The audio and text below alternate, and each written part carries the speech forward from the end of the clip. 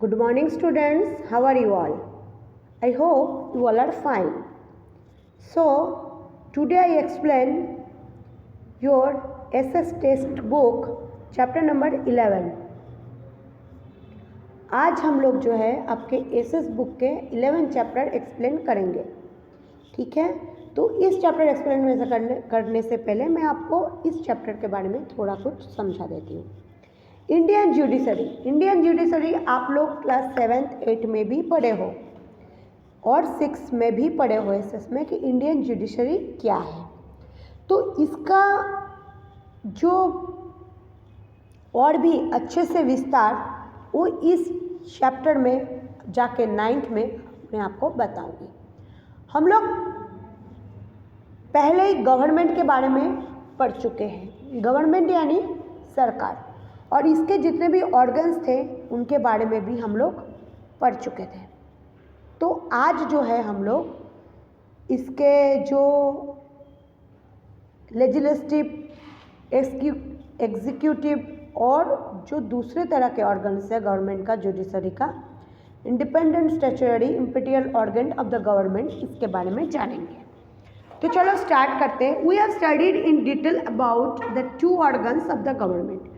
हम लोग ऑलरेडी जो है 2 ऑर्गन्स है ना, लेजिस्लेटिव एंड एग्जीक्यूटिव, दोनों के बारे में पहले ही जान चुके हैं। तो आज जो इसके साथ और भी बहुत कुछ है उसके बारे में जानेंगे। The constitution of India provides for a systematic, organized and uniform judicial system throughout India। हमारी जो संविधान है हमारे भारतवर्ष में वो हमको ये प्रोवाइड करते हैं एक ही बहुत ही सिस्टमेटिक, मतलब सिस्टम के साथ, ऑर्गेनाइज्ड, यूनिफॉर्म के साथ एक कानून जो है उसका जो सिस्टम है हमारे भारतवर्ष में, पूरे देश में यही चलते आ रहे हैं। The Indian judiciary system is the form of a pyramid hierarchy. ये एक पिरामिड है, इसमें एक सिस्टम है जुडिशरी का, वो मैं आपको बाद में बताऊंगी, पहले ये सुन लो। We have established a uniform judiciary and in the top most level the is supreme court which is the apex court at the middle level and the high courts and the judicians and the district courts and the district level and the taluka court, the taluka level, local and special courts. अब देखो बच्चों, हम लोग जानते हैं supreme कोर्ट एक ऐसा लेवल है जो पहले लेवल में आता है।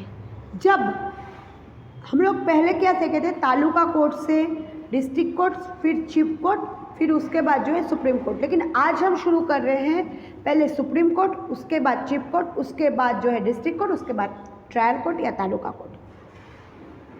तो सुप्रीम कोर्ट एक ऐसी जगह है जहाँ पे अगर कोई कोर्ट में अगर कोई भी आपको अदालत में फैसला नहीं मिला, अगर आप सच्चे हो और आपको न्याय मिलता है, तो आपको लास्ट में सुप्रीम कोर्ट में वो केस का जो है वो आपको पुट करना पड़ता है। तो यहाँ पे वही बताया गया है जो अलग अलग कोर्ट्स है, जैसे बहुत सारे इसमें, ये जो जब स्थापन हुआ था इसके अलग अलग ऑब्जेक्टिव्स हैं। उसके बाद जो चीफ कोर्ट्स है, जो हाई कोर्ट्स है, हाई कोर्ट अलग अलग स्टेट में होते हैं, सुप्रीम कोर्ट सिर्फ दिल्ली में ही है, बाकी हाई कोर्ट्स अलग अलग स्टेट में अलग अलग जो अपने स्टेट लेवल में उसमें वो है। और दूसरा जो है डिस्ट्रिक्ट कोर्ट हर जिला में है, और ट्रायल कोर्ट जो लोकल कोर्ट है वो तो हर गांव में और छोटे छोटे शहर में आपको देखने को मिलेंगे। तो अभी जो है हम लोग इम्पोर्टेंस ऑफ जुडिशरी, हमारे आइन कानून का हमारे क्या महत्व है, क्या इसका ज़रूरियात है, ये जानेंगे। तो natural and impartial judiciary is essential in the federal system. ये एक फेडरल सिस्टम है जो इम्पेरियल जुडिशरी है। ये हमको प्रोटेक्शन, हमको सुरक्षा देता है, संरक्षण करते हैं हमारे, और हमको हमारी वो हक जो एक इंडियन सिटीजन्स यानी हमारे भारतीय नागरिक का जो एक हक है, वो सब प्रॉब्लम वो सॉल्व करते हैं in incongruity between the centre of the state, between one state and the other state, चाहे वो अपने राज्य में हो, चाहे एक और दो राज्य के बीच में हो।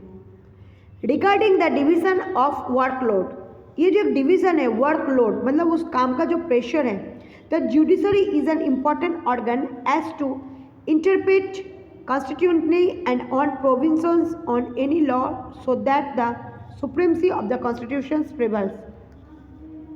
ये एक ऐसा ऑर्गन है जो इंटरप्रेट करते हैं, जो कॉन्स्टिट्यूशनली एक प्रोविज़न है, जो उसकी कानून है, वो बहुत ही अच्छे से हमारे संविधान को जो है वो चलाते हैं। In order that the legislature and executive, इसको लेजिस्लेचर एग्जीक्यूटिव करते हैं, do not violate and any constitutional limitation.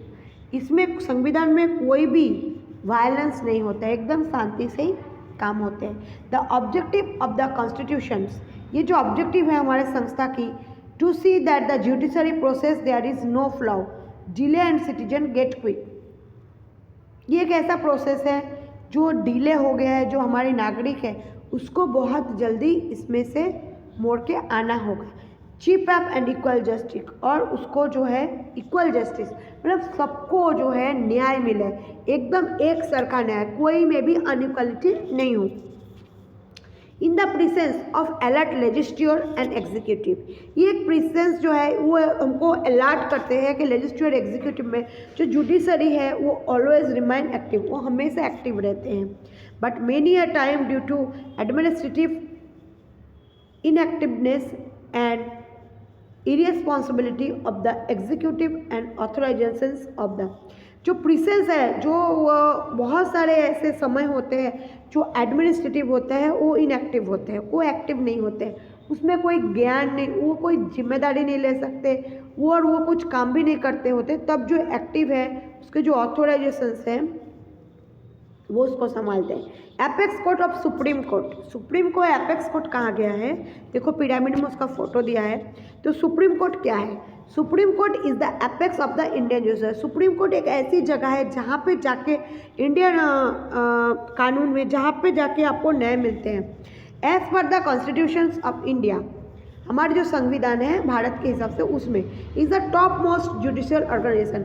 ये एक ऐसा टॉप मोस्ट मतलब एक ऐसा न्याय जो उनका हम क्या बोलते हैं न्याय का अदालत है उसमें। It is situated in Delhi, ये दिल्ली में स्थित है। At the civil and the criminal courts of India have to work under the jurisdictions of the supreme court. इस कोर्ट में सिविल कोर्ट भी है और क्रिमिनल कोर्ट में भी है, दो जो यहाँ पे काम करते हैं सुप्रीम कोर्ट में। The supreme court consist of one chief justice eight 28 additional जजेस। ये सुप्रीम कोर्ट में एक ही चीफ जस्टिस होते हैं, लेकिन जजेस जो है वो 28 होते हैं। The chief justice of the supreme Court is appointed the president of India. जो चीफ जस्टिस होते हैं उसको कौन अपॉइंट करते हैं, जो हमारे राज्य हमारे देश के जो प्रेसिडेंट होते हैं, यानी हमारे राज्य के जो प्रेसिडेंट होते हैं वो उनको जो होते हैं राष्ट्रपति जिसको हम लोग कहते हैं वो इनको अपॉइंट करते हैं। द नंबर ऑफ जजेस in the supreme Court is decided by the permanent, but it is if is the president feels work the supreme Court is increased, then in president can appoint additional ad hoc जजेस and Supreme Court in part provision of the constitution.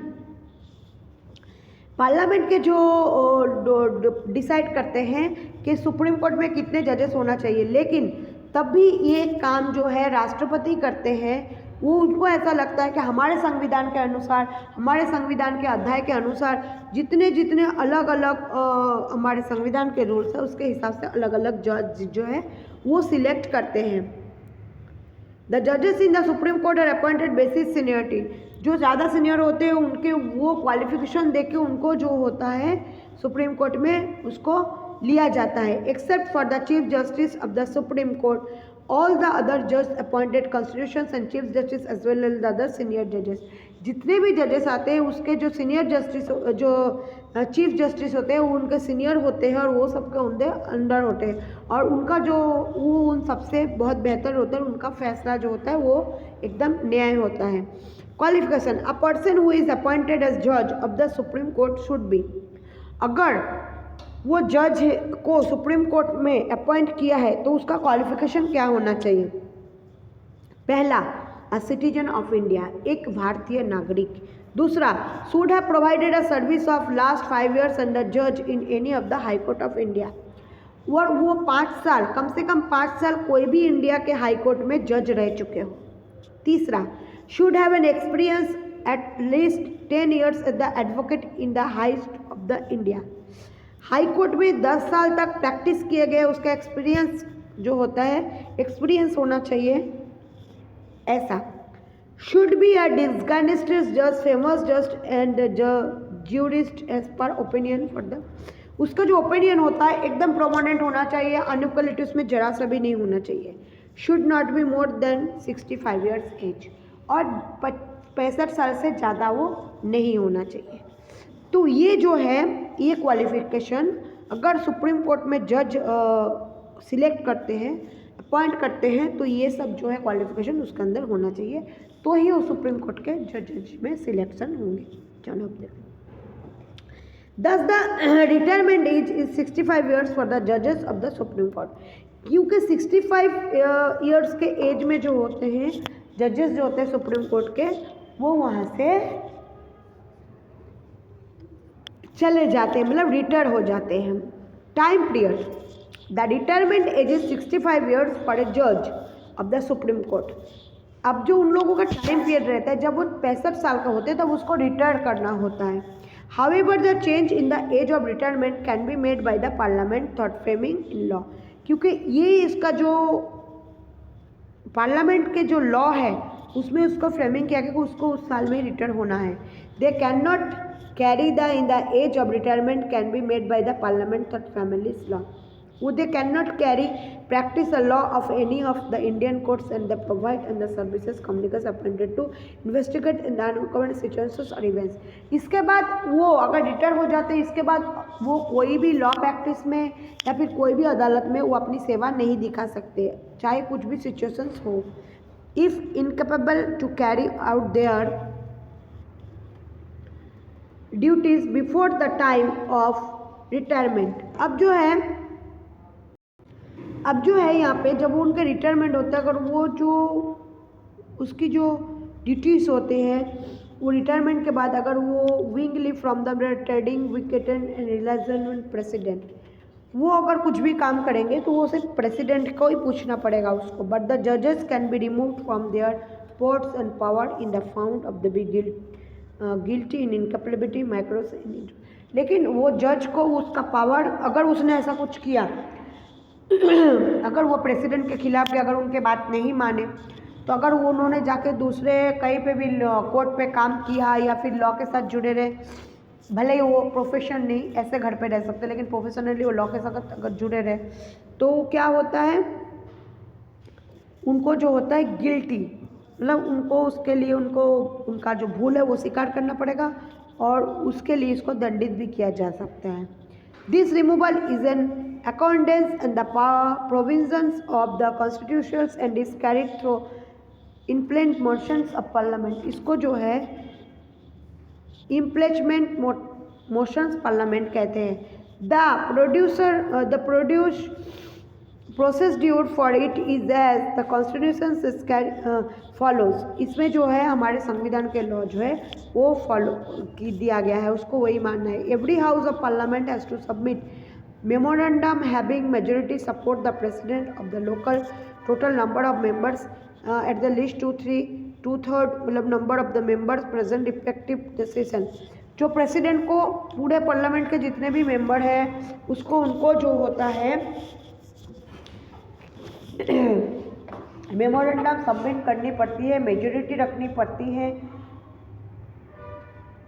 ताकि सब जो है एक साथ मिलके ये काम कर सके।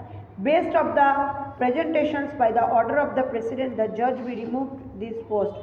उनके जो बेस प्रेजेंटेशन के बाद प्रेसिडेंट के ऑर्डर के हिसाब से जज को उस पोस्ट से रिटायरमेंट लेना पड़ता है, उसको निकाला जाता है। The parliament monitors the presentations of the memorandum regarding the misbehaviour of the जज and the conducting of the investigation as well the conducting proof of the same. अगर वो मेमोरेंडम मेंबर ने जज के साथ कुछ भी खराब सलूक किया इन्वेस्टिगेशन में, अगर उसको ये प्रूफ मिला तो उसको उसकी सज़ा मिलना चाहिए और उसको सजा माननी चाहिए। The concerned judge to is given opportunity present his narrations in self defense in the parliament. तब जज को जो है उसको अपॉर्चुनिटी मिलते हैं ताकि इसके बाद वो पार्लियामेंट में एक सेल्फ डिपेंडेंस के हिसाब से काम कर सके. The president of Indian administration the worth of the secrecy of the loyalty towards the constitutions to the judges who appointed the Supreme Court. Before talking the change their posts, judge required to take oath on oral as well as sign the pledge. जब भी वो जज अपने हमारे जो है अगर वो अपने सुप्रीम कोर्ट में आ रहे हैं और अगर वो अपना जो है वो औहदा जो अगर उसमें जिम्मेदारी ले रहे हैं तो उसको जो है शपथ लेनी पड़ती है ताकि वो अच्छे से अच्छे काम देंगे. The power of judicial of the supreme court.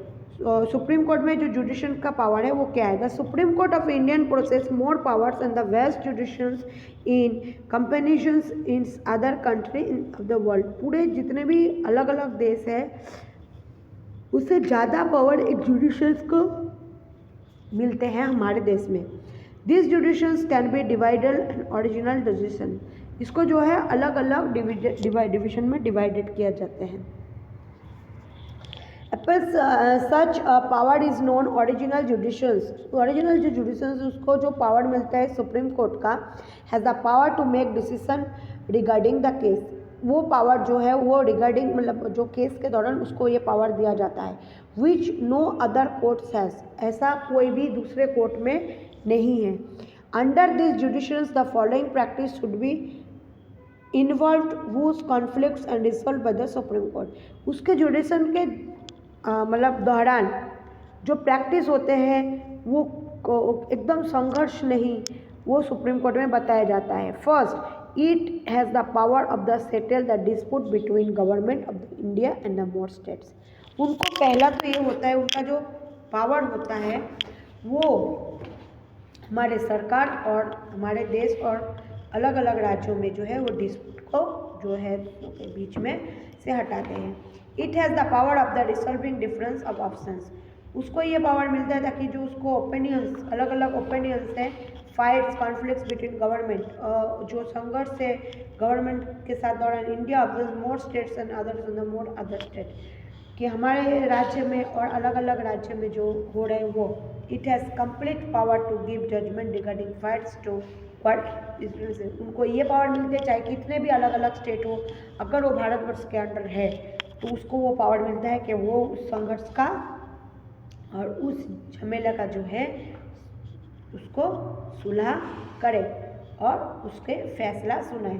The supreme Court has the right to give judgement concerning any setup Indian government unconstitutional. सुप्रीम कोर्ट एक ऐसा सही न्याय है जो कि ना हमारे जो भारतीय संविधान है उसमें भी उनका वर्णन किया है. It has power to protect preserve the fundamental rights citizen of India. वो एक पावर होता है जो हमारे फंडामेंटल राइट्स है हमारे भारतीय नागरिकों को उनको एक सुरक्षा प्रदान करते हैं. Moreover it is the empire to issues habeas corpus mandamus and other provision. ज़्यादा से ज़्यादा हम लोगों के एम्पायर्ड इशूज जो होते हैं हैबियस होते हैं मैंडर्स होते हैं इस सब में उनको हमको सुविधा देते हैं. It is not the jurisdictions of the supreme court it is disputes related the distributions of river waters between the states. ये जुडिशंस सुप्रीम कोर्ट नहीं लेते जो अलग अलग राज्यों में पानी अलग अलग राज्यों में सेपरेट करने का. Water tribunal gives judgement. जो वाटर ट्रिब्यूनल है इसका जजमेंट देता है. The judgement of the supreme Court final it can not be change anywhere. सुप्रीम कोर्ट का जो फैसला होता है वो एकदम एक ऐसा फैसला होता है जिसको कि चेंज किया नहीं जाता. They have to be respected by all. और सबको इसकी जो है इज्जत करनी होती है. Appellate judicials, 3 types of appeals made by the Supreme Court under the judicials. 3 तरह के ऐसे जुडिशंस होते हैं जो अपील करने पड़ते हैं कोर्ट में. Case of constitutional impression appeal assign the civil cases appeal against criminal case. 3 तरह के ऐसे अपील हम कर सकते हैं. Any person can approach a Supreme Court against judgement.